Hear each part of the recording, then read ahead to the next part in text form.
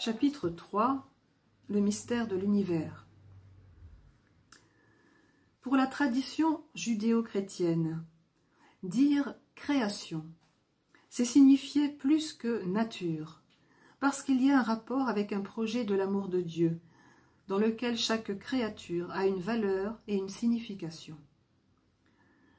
La nature s'entend d'habitude comme un système qui s'analyse, se comprend et se gère, mais la création peut seulement être comprise comme un don qui surgit de la main ouverte du Père de tous, comme une réalité illuminée par l'amour qui nous appelle à une communion universelle. Par la parole du Seigneur, les cieux ont été faits. Psaume 33. Il nous est ainsi indiqué que le monde est issu d'une décision, non du chaos ou du hasard, ce qui le rehausse encore plus. Dans la parole créatrice, il y a un choix libre exprimé. L'univers n'a pas surgi comme le résultat d'une toute-puissance arbitraire, d'une démonstration de force, ni d'un désir d'auto-affirmation. La création est de l'ordre de l'amour. L'amour de Dieu est la raison fondamentale de toute la création. Tu aimes en effet tout ce qui existe, tu n'as de dégoût pour rien de ce que tu as fait, car si tu avais haï quelque chose, tu ne l'aurais pas formé. Livre de la sagesse, chapitre 11. Par conséquent, chaque créature est l'objet de la tendresse du Père, qui lui donne une place dans le monde. Même la vie éphémère de l'être le plus insignifiant est l'objet de son amour, et en ces peu de secondes de son existence, il l'entoure de son affection. Saint Basile le Grand disait que le Créateur est aussi la bonté sans mesure, et Dante Alighieri parlait de l'amour qui meut le soleil et les étoiles. Voilà pourquoi, à partir des œuvres créées, on s'élève vers sa miséricorde pleine d'amour. En même temps, la pensée judéo-chrétienne a démystifié la nature. Sans cesser de l'admirer pour sa splendeur et son immensité, elle ne lui a plus attribué de caractère divin. De cette manière, notre engagement envers elle est davantage mis en exergue. Un retour à la nature ne peut se faire au prix de la liberté et de la responsabilité de l'être humain, qui fait partie du monde, avec le devoir de cultiver ses propres capacités pour le protéger et en développer les potentialités. Si nous reconnaissons la valeur et la fragilité de la nature, et en même temps les capacités que le Créateur nous a octroyées, cela nous permet d'en finir aujourd'hui avec le mythe moderne du progrès matériel sans limite. Un monde fragile, avec un être humain à qui Dieu en confie le soin, interpelle notre intelligence pour reconnaître comment nous devrions orienter, cultiver et limiter notre pouvoir. Dans cet univers constitué de systèmes ouverts qui entrent en communication les uns avec les autres, nous pouvons découvrir d'innombrables formes de relations et de participation. Cela conduit à penser également à l'ensemble comme étant ouvert à la transcendance de Dieu dans laquelle il se développe. La foi nous permet d'interpréter le sens et la beauté mystérieuse de ce qui arrive. La liberté humaine peut offrir son apport intelligent à une évolution positive, mais elle peut aussi être à l'origine de nouveaux maux, de nouvelles causes de souffrance et de vrais reculs. Cela donne lieu à la passionnante et dramatique histoire humaine, capable de se convertir en un déploiement de libération, de croissance, de salut et d'amour, ou en un chemin de décadence et de destruction mutuelle. Voilà pourquoi l'action de l'Église ne tente pas seulement de rappeler le devoir de prendre soin de la nature, mais en même temps, elle doit aussi et surtout protéger l'homme de sa propre destruction. Lettre encyclique Laudato Si du Saint-Père François sur la sauvegarde de la maison commune. Lecture des numéros 80 à 83. Cependant Dieu, qui veut agir avec nous et compte sur notre coopération, est aussi capable de tirer quelque chose de bon du mal que nous commettons. parce que l'Esprit Saint possède une imagination infinie, propre à l'Esprit divin, qui sait prévoir et résoudre les problèmes des affaires humaines, même les plus complexes et les plus impénétrables.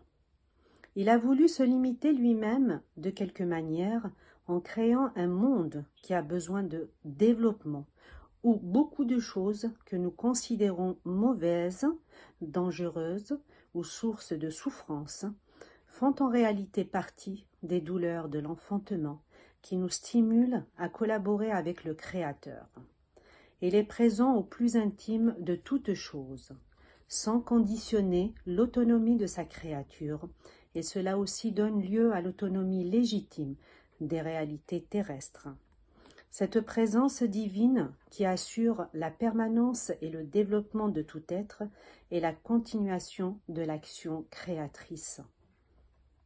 L'Esprit de Dieu a rempli l'univers de potentialités qui permettent que du sein même des choses, quelque chose de nouveau peut surgir.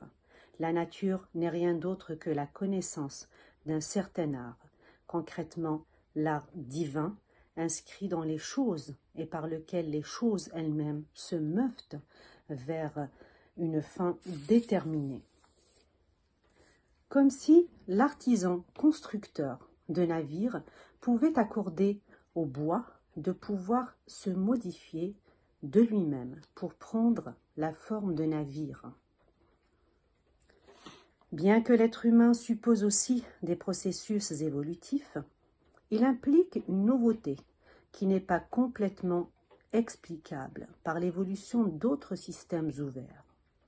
Chacun de nous a en soi une identité personnelle capable d'entrer en dialogue avec les autres et avec Dieu lui-même. La capacité de réflexion, l'argumentation, la créativité, l'interprétation, l'élaboration artistique et d'autres capacités inédites montrent une singularité qui transcende le domaine physique et biologique. La nouveauté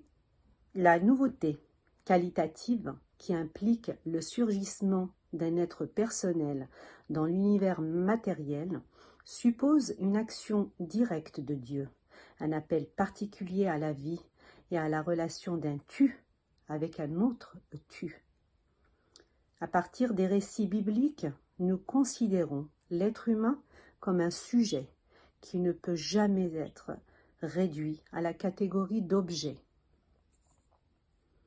Mais il serait aussi erroné de penser que les autres êtres vivants doivent être considérés comme de purs objets, soumis à la domination humaine arbitraire. Quand on propose une vision de la nature uniquement comme objet de profit et d'intérêt, cela a aussi de sérieuses conséquences sur la société. La vision qui consolide l'arbitraire du plus fort a favorisé d'immenses inégalités, injustices et violences pour la plus grande partie de l'humanité, parce que les ressources finissent par appartenir au premier qui arrive ou qui a plus de pouvoir. Le gagnant emporte tout. L'idéal d'harmonie, de justice, de fraternité et de paix que propose Jésus est aux antipodes d'un pareil modèle. Et il l'exprimait ainsi avec respect au pouvoir de son époque. Les chefs des nations dominent sur elles en maîtres, et les grands leur font sentir leur pouvoir. Il n'en doit pas être ainsi parmi vous. Au contraire, celui qui voudra devenir grand parmi vous sera votre serviteur. Matthieu, chapitre 20. L'aboutissement de la marche de l'univers se trouve dans la plénitude de Dieu, qui a été atteinte par le Christ ressuscité, axe de la maturation universelle. Nous ajoutons ainsi un argument de plus pour rejeter toute domination despotique et irresponsable de l'être humain sur les autres créatures. La fin ultime des autres créatures, ce n'est pas nous, mais elles avancent toutes, avec nous et par nous. jusqu'au terme commun qui est Dieu, dans une plénitude transcendante où le Christ ressuscité embrasse et illumine tout. Car l'être humain, doué d'intelligence et d'amour, attiré par la plénitude du Christ, est appelé à reconduire toutes les créatures à leur Créateur. Encyclique Laudato Si du Saint-Père François sur la sauvegarde de la maison commune. Lecture des numéros 84 à 87. Le message de chaque créature dans l'harmonie de toute la création. Quand nous insistons pour dire que l'être humain est image de Dieu, cela ne doit pas nous porter à oublier que chaque créature a une fonction et qu'aucune n'est superflue. Tout l'univers matériel est un langage de l'amour de Dieu, de sa tendresse démesurée envers nous. Le sol, l'eau, les montagnes, tout est caresse de Dieu. L'histoire de l'amitié de chacun avec Dieu se déroule toujours dans un espace géographique qui se transforme en un signe éminemment personnel, et chacun de nous en a mémoire des lieux, dont le souvenir lui fait beaucoup de bien. Celui qui a grandi dans les montagnes, ou qui, enfant, s'asseyait pour boire l'eau au ruisseau, ou qui, jouait sur une place de son quartier, quand il retourne sur ces lieux, se sent appelé à retrouver sa propre identité. Dieu a écrit un beau livre, dont les lettres sont représentées par la multitude des créatures présentes dans l'univers. Les évêques du Canada ont souligné à juste titre qu'aucune créature ne reste en dehors de cette manifestation de Dieu. Des vues panoramiques les plus larges à la forme de vie la plus infime. La nature est une source constante d'émerveillement et de crainte. Elle est, en outre, une révélation continue du divin. Les évêques du Japon, pour leur part, ont rappelé une chose très suggestive. Entendre chaque créature chanter l'hymne de son existence, c'est vivre joyeusement dans l'amour de Dieu et dans l'espérance. Cette contemplation de la création nous permet de découvrir à travers chaque chose un enseignement que Dieu veut nous transmettre. Parce que, pour le croyant, contempler la création, c'est aussi écouter un message, entendre une voix paradoxale et silencieuse. Nous pouvons affirmer qu'à côté de la révélation proprement dite, qui est contenue dans les Saintes Écritures, il y a donc une manifestation divine dans le soleil, qui resplendit comme dans la nuit qui tombe. En faisant attention à cette manifestation, l'être humain apprend à se reconnaître lui-même dans la relation avec les autres créatures. Je m'exprime en exprimant le monde. J'explore ma propre sacralité en déchiffrant celle du monde. L'ensemble de l'univers, avec ses relations multiples, révèle mieux l'inépuisable richesse de Dieu. Saint Thomas d'Aquin faisait remarquer avec sagesse que la multiplicité et la variété proviennent de l'intention du premier agent, qui a voulu que ce qui manque à chaque chose pour représenter la bonté divine soit suppléé par les autres, parce qu'une seule créature ne saurait suffire à représenter comme il convient sa bonté. C'est pourquoi nous avons besoin de saisir la variété des choses dans leurs relations multiples. Par conséquent, on comprend mieux l'importance et le sens de n'importe quelle créature si on la contemple dans l'ensemble du projet de Dieu. Le catéchisme l'enseigne ainsi. L'interdépendance des créatures est voulue par Dieu. Le soleil et la lune, le cèdre et la petite fleur, l'aigle et le moineau.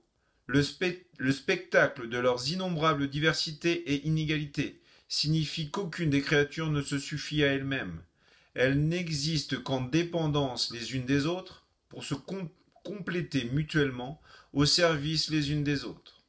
Quand nous prenons conscience du reflet de Dieu qui se trouve dans tout ce qui existe, le cœur expérimente le désir d'adorer le Seigneur pour toutes ses créatures, et avec elles, comme cela est exprimé dans la belle hymne de saint François d'Assise.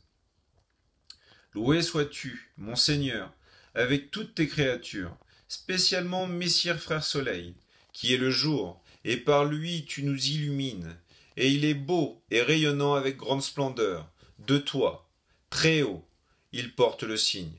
Loué sois-tu, mon Seigneur, pour sœur lune et les étoiles. Dans le ciel tu les as formées claires, précieuses et belles.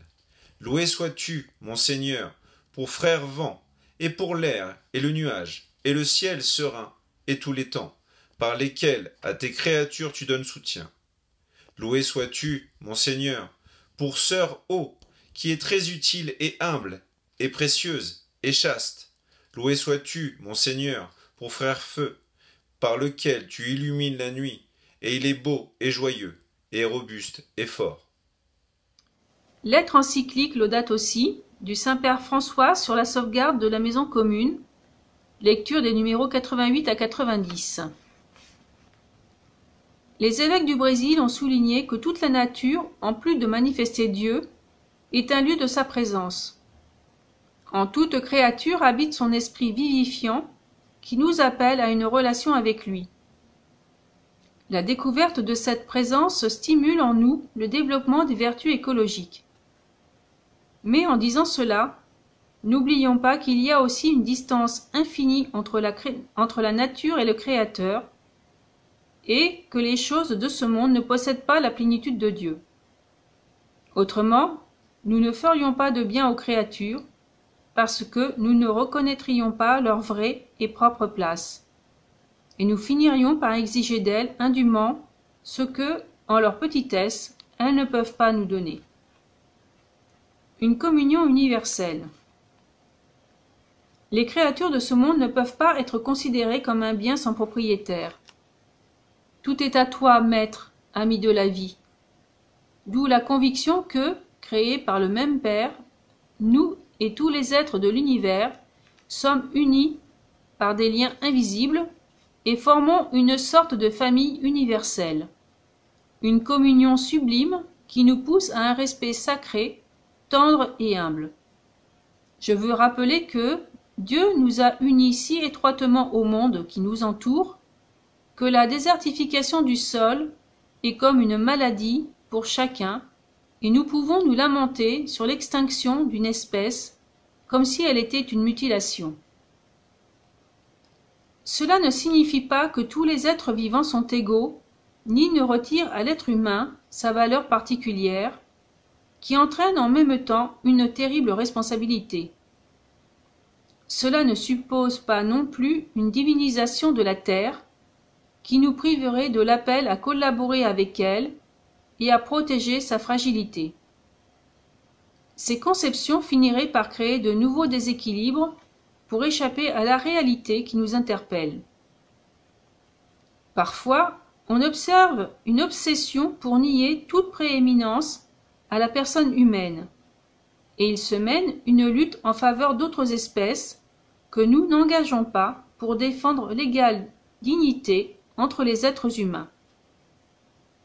Il est vrai que nous devons nous préoccuper que d'autres êtres vivants ne soient pas traités de manière irresponsable. Mais les énormes inégalités qui existent entre nous devraient nous exaspérer particulièrement parce que nous continuons à tolérer que les uns se considèrent plus dignes que les autres. Nous ne nous rendons plus compte que certains croupissent dans une misère dégradante sans réelle possibilité d'en sortir, alors que d'autres ne savent même pas quoi faire de ce qu'ils possèdent, font étalage avec vanité d'une soi-disant supériorité et laissent derrière eux un niveau de gaspillage qu'il serait impossible de généraliser sans anéantir la planète. Nous continuons à admettre en pratique que les uns se sentent plus humains que les autres, comme s'ils étaient nés avec de plus grands droits. Lettre encyclique Laudato Si du Saint-Père François sur la sauvegarde de la maison commune. Lecture des numéros 91 et 92. Le sentiment d'union intime avec les autres êtres de la nature ne peut pas être réel si en même temps il n'y a pas dans le cœur de la tendresse, de la compassion et de la préoccupation pour les autres êtres humains. L'incohérence est évidente de la part de celui qui lutte contre le trafic d'animaux en voie d'extinction, mais qui reste complètement indifférent face à la traite des personnes, se désintéresse des pauvres ou s'emploie à détruire un autre être humain qui lui déplaît. Ceci met en péril le sens de la lutte pour l'environnement. Ce n'est pas un hasard si dans l'hymne à la création où saint François loue Dieu pour ses créatures, il ajoute ceci. Loué sois-tu, mon Seigneur, pour ceux qui pardonnent par amour pour toi. Tout est lié. Il faut donc une préoccupation pour l'environnement, unie à un amour sincère envers les êtres humains et à un engagement constant pour les problèmes de la société. D'autre part, quand le cœur est authentiquement ouvert à une communion universelle, rien ni personne n'est exclu de cette fraternité. Par conséquent, il est vrai aussi que l'indifférence ou la cruauté envers les autres créatures de ce monde finissent toujours par s'étendre d'une manière ou d'une autre au traitement que nous réservons aux autres êtres humains.